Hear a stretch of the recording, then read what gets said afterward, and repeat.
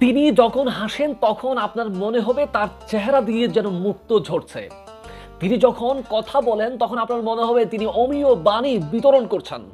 বলছিলাম দরবারে সিরিকুটের অন্যতম উজ্জ্বলতম নক্ষত্র হুজুর পাক সাল্লাল্লাহু আলাইহি ওয়াসাল্লামার 40তম মহান বংশধর আলে রসুল গৌসে জমান হুজুর সৈয়দি সনদি মুর্শিদি হুজুর সৈয়দ মোহাম্মদ তাহের শাহ হুজুর কিবলা সম্পর্কে, যাকে এই দক্ষিণ এশিয়ার প্রায় প্রতিটি মুসলমান খুব ভালো করে চেনেন, জানেন। তার সম্পর্কে আমি যতই বলি মনে হচ্ছে ততটাই কম হবে।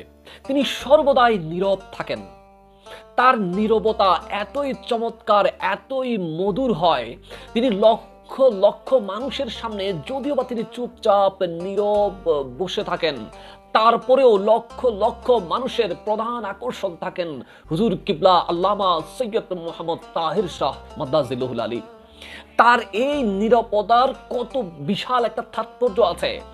এই তাৎপর্য বোঝাতে তার শ্রদ্ধেয় পিতা হুজুর সৈয়দ মোহাম্মদ তৈয়ব শাহ রহমতুল্লাহ আলাইহি বলেছিলেন একদা, আমার তাহের যদি আমাদের মতো কথা বলা শুরু করে, ওয়াজ নসিহত করা শুরু করে, তাহলে তার কথার তাসিরের কারণে অসংখ্য শ্রোতারা বেহুশ হয়ে যাবে।